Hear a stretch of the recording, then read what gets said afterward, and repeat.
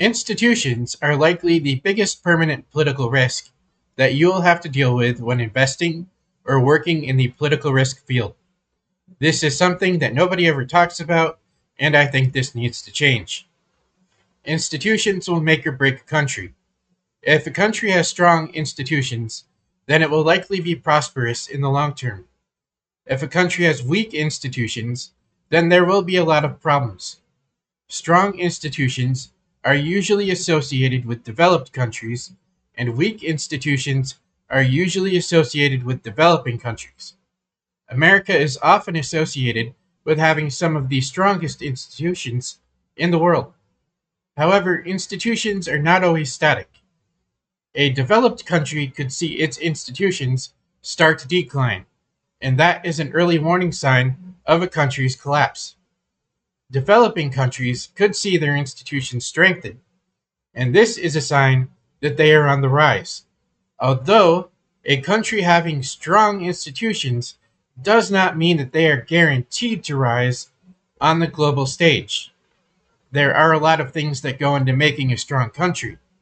If your country is landlocked, then you do not have many options available.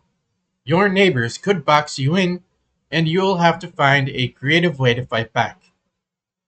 I think institutions are generally a good thing. They help keep law and order, some help to protect your constitutional rights, and others help fight for national interest abroad. There are many different institutions, and they all do different things. The biggest issue that I have with institutions in the West is that most of them are liberal.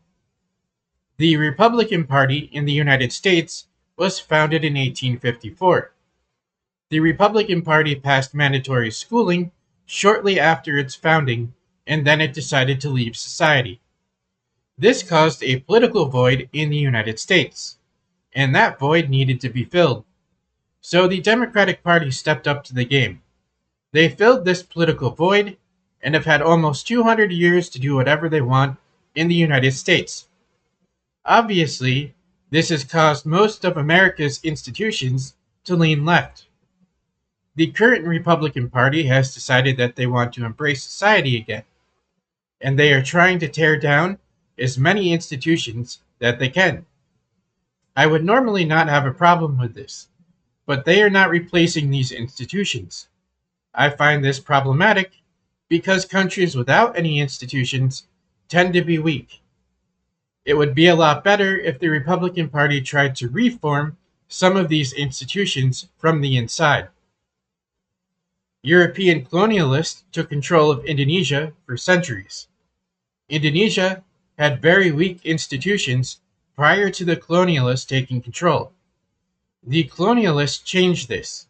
They strengthened Indonesia's institutions, and Indonesia would become prosperous for a while. Poor management from the colonial powers would end up causing a famine in the 1840s, but the Indonesians would eventually bounce back. Modern Indonesia has weak institutions, but weak institutions are better than none.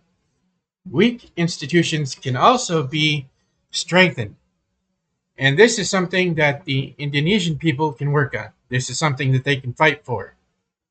If you are investing in a foreign country, then you should be aware of their most prominent institutions. You should investigate their health and see where they stand. You can do this by using accounting and finance techniques to see where they stand from a business standpoint. However, you can also see who the leadership are connected to. If you are investing in a country with weak institutions, then you might lose your money. And if you are trying to help a client figure out where to invest their money, then understanding institutions will help you make better decisions. Countries that have weak institutions are risky for investors. Countries that have strong institutions are likely more stable and a better place to invest your money. Or somebody else's money. Although there will always be exceptions to this rule.